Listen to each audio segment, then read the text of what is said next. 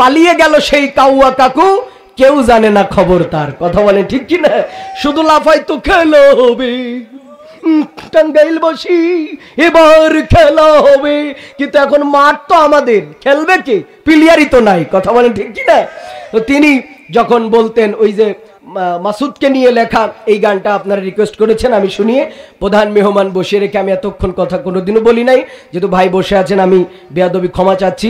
কাওয়া সংটা শুনিয়ে তারপর ইনশাল্লাহ শেষ করব। ভালো হয়ে যাও মাসুদ তুমি, এই কথাকে বলবে আর পালিয়ে গেল কাউয়া কাদের, কেউ জানে না খবর তার।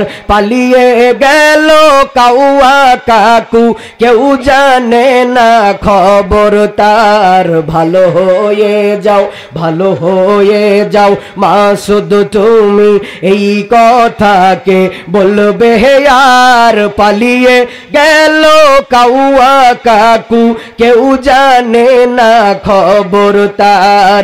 পালিয়ে গেল কাউয়া কাকু, কেউ জানে না খবর তার।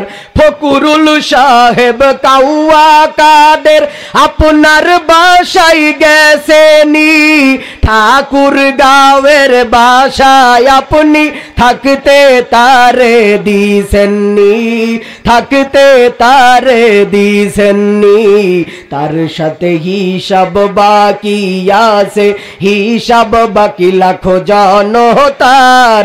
পালিয়ে গেল কাউয়া কাকু, কেউ জানে না খবর তার। পালিয়ে গেল কাউয়া কাদের, কেউ জানে না খবর তার। ভালো হয়ে যাও। প্রিয় ভাইয়েরা, একান্ত আপনজনেরা, সময় খুব কম, প্রধান মেহমান বসা, আমরা প্রাণ ভরে আলোচনা শুনবো আজকের প্রধান তাফসীর কারকের কাছ থেকে। আমি আপনাদের কাছে আবারও ক্ষমা চাচ্ছি সময় নেওয়ার জন্য। আপনারা আমার জন্য দোয়া করবেন, আপনাদের জন্য দোয়া রাখি। আসসালামু আলাইকুম ওয়া রাহমাতুল্লাহি ওয়া বারাকাতুহু।